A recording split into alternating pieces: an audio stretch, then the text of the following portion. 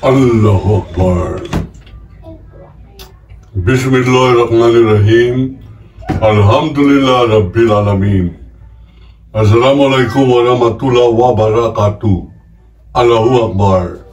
Isang mapagpalayang araw po sa ating lahat, mga kaibigan. Ito po ang Kawal ng Demokrasya, Kawal di Carbonell.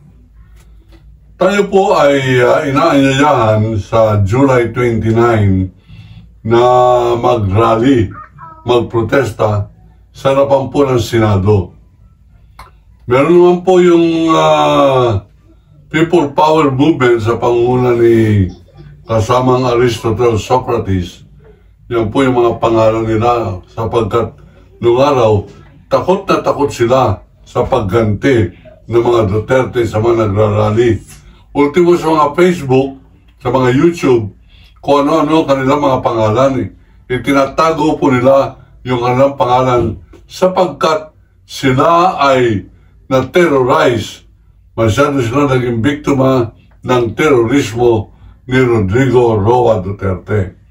Yan po ang naging buhay ng mga Pilipino sa ilalim ng Duterte regime. At tayo po ay nagtataka, bakit hanggang ngayon meron pang kumakampi dyan sa demonyong Duterte na yan. Hindi ko po maintindihan yan. Bakit hindi tayo marunong masaktan, magalit at tumayo, lumaban, manindigan? Bakit? Sapagkat tayo ba ay Pilipino? Ang Pilipino ba ay talagang dapat sinisipa-sipa lamang? Hindi tayo nagre-react pag kami kriminal nangyayari? Sabi nga ni Edmund Burke, the only thing needed for evil to triumph is for good men to do nothing. Sa Tagalog, ang kinakailangan lamang upang magwagi o manatili, mamayagpag ang kasamaan ay pag ang taong bayan, ordinaryong mamamayan ay hindi gagawa ng kabutihan. Ano po ang kabutihan? Ang kabutihan ay lumaban. Ang kabutihan ay manindigan. Nakikita natin, ang daming pinapatay. Naririnig natin sa ating mga kamag-anak, kapitbahay, nawawala ang kanilang mga anak. Ultimo yung cameraman ko, dyan sa aking pagpunta sa Baghdad. Abay, yung kanyang anak, inakbayan ng mga pulis, 16 years old, hindi na nakita hanggang ngayon ang pangalan Angelo Binolirao. At matahimik na payapa ang kanyang magulang, mga dating mga supporter pa ni Duterte. Eh, ang nagagalit po ay ako. Ang nagagalit ay mga kapitbahay. Ang nagagalit ay ibang tao na nakikisimpatiya sa ganitong klase mga nangyayari sa kanilang mga napahamak na mga anak. Ilan lamang po yan, isa lamang yan at ang personal kong nakikitang bata. Ilan po yan aking sinamahan sa mga bulol, mga pagkikipaglibing sa mga taong hindi ko kilala. Yung pala, 30,000 mga Pilipino. 30,000 Pilipino Dabawenyo ang nagpapatay at tayo ay hindi nagagalit. Tayo lumalaban, meron pa rin nagtatanggol, meron pa rin mga Marcoleta, meron pa rin mga Escudero, meron pa rin mga Robin Baboy Padilla na kumakampi pa kay Duterte. Hanggang ngayon, mga kaibigan, merong Escudero kumakampi. Magrarally po tayo sapagkat ginagawa lahat ng China at ng kampo ni Sara Duterte ang lahat upang sa ganun huwag natuloy ang impeachment. Eh, magtatagumpay po sila niyan. Hanggang ngayon, mula Pebrero pa yan dapat na umpisahan. Hanggang ngayon ay hindi pa nag-hearing. Bakit? Sapagkat tayo ay naboso at tayo ay pumapayag, tayo ay nanahimik. Ilan lamang ang programang pareho nito, nagsisilakbo ang damdamin. sapagkat harapan tayong ginagago itong sila Escudero, Cayetano, Bongo, Bato de la Rosa, Robin Padilla, Amy Marcos, Joel Villanueva, napakarami na po yan. Abay, binababoy po ang saligang batas at tayo nananahimik. Dapat nagsisilakbo ang ating damdamin. Dapat nagagalit tayo. Dapat ating mga cellphone umuusok at nagsasabing, tama na, sobra na, huwag na tayo magpapi, huwag na tayo magpaloko. Ang liwanag ng saligang batas, sinasabi ni Escudero harapan na mas supreme, mas mataas ang kapangyarihan ng Senado kesa sa saligang batas. Ungas, bugok. Saan mo natutunan yan? Ikaw, Escudero, hinahamon kita. Ikaw ay UP, magdebate tayo. Ako'y FEU, magdebate tayo. Dali mo na yung diploma mo sa law. Dali mo na yung iyong mga karanasan. At magdebate tayo tungkol dyan sa sino mas may supremacy. Senado, voting in a plenary session, o saligang batas. Sa saligang batas, mga kaibigan, klaro, nandyan na yan. Hindi kinakailangang pagbutuhan yan. Pinagbutuhan na yan ng sambayanang Pilipino, hindi lamang plenaryo. Na-ratify yan sa pamamagitan po ng kanilang ratification o plebisito ng pagboto, endorsing the Constitution, the approval of the Constitution has become more supreme, most supreme. Pinakamataas na batas, yung saligang batas. Binababoy ng mga Escudero, ng mga Cayetano, binababoy ng mga Villanueva, Francis Tolentino, Amy Marcos, traidor sa sariling angkan, sinabing huhukayin ng kanyang tatay, at itatapon sa West Philippine Sea. Mga kaibigan, ang tagal pinaglaban yan at nilabanan namin. Nung naging presidente ito si Duterte, patraidor na pinapasok sa libingan ng mga bayani at nilibing nang habang hindi nakatingin ang sambayanang Pilipinas. At tayo ay nakisama, tayo tumahimik.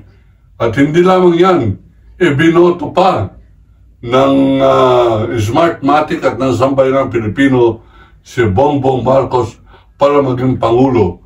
Nung Pangulo na siya, naghiwalay ang dalawang kampo ng kadiliman at kampo ng kasamaan, naghiwalay. At ang pinakikipaglaban nila magkahiwalay ay ang kanilang sarili mga political agenda. Masyado pong pinakita ng mga Duterte ang kanilang pagkawalang hiya at pinakita naman ni Bongbong Marcos ang kanyang pagkaduwag. Ano yung sasabihin niyang, I am an enemy to none, a friend to all. Bugok, BBM.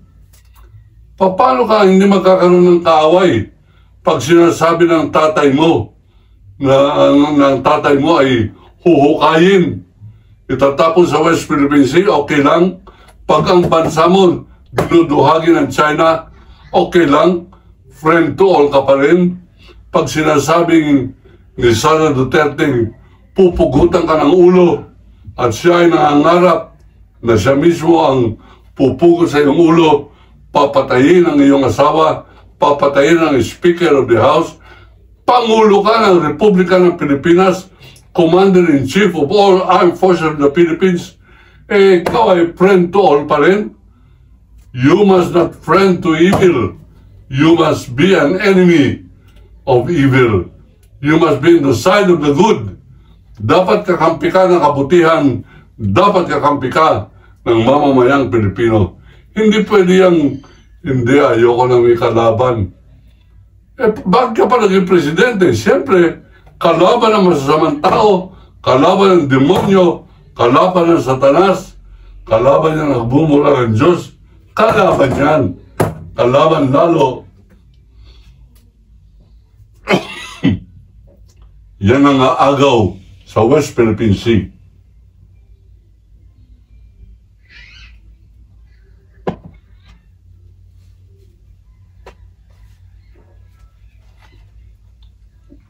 ang nagreklamo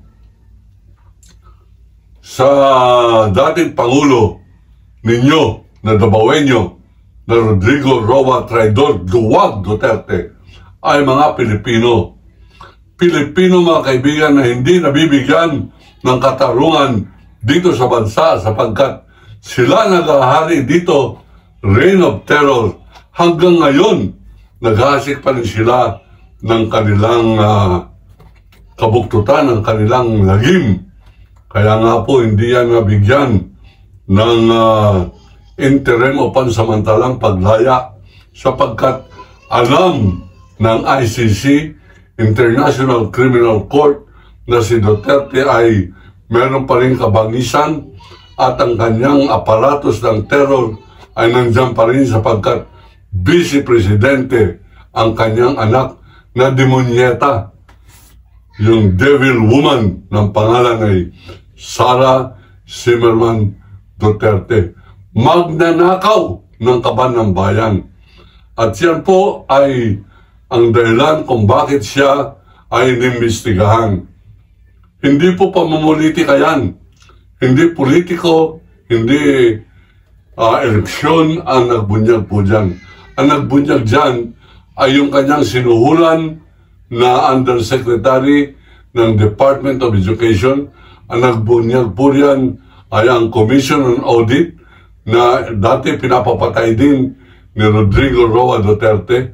Ang nagbunyag po dyan ay mga sariling tauhan dati ni Duterte, sila Las Cañas at kung sino-sino pa. At hindi pa rin nakakuha ng katarungan dito sa Pilipinas. Mabuti na lamang merong Antonio Trillanes na naghain ng demanda sa ICC. Itong ating pang-api sa atin sa West Philippine Sea, abay meron naman Pilipino na matino. Yan ay si Pinoy Aquino. Nagdemanda siya sa Permanent Court of Arbitration laban sa panglimasok ng China sa West Philippine Sea. Nagdesisyon ang Permanent Court of China na ang Pilipinas ay para sa mga Pilipino at hindi yung dapat sundin, hindi dapat kilalanin yung presensya ng China sa ating karagatan. Yan napakaliwanag. Anong sinabi ni Duterte? Wala yan. Wala yung batas na yan. Dapat siyang piece of paper na yan, yung kapirasong papel na sasabing panalo tayo, ay basura. Saan ka nakita ng Pangulo ng Republika ng Pilipinas kahit ikaw ay barangay chairman lang? Bakit ka kakampi sa mga insik?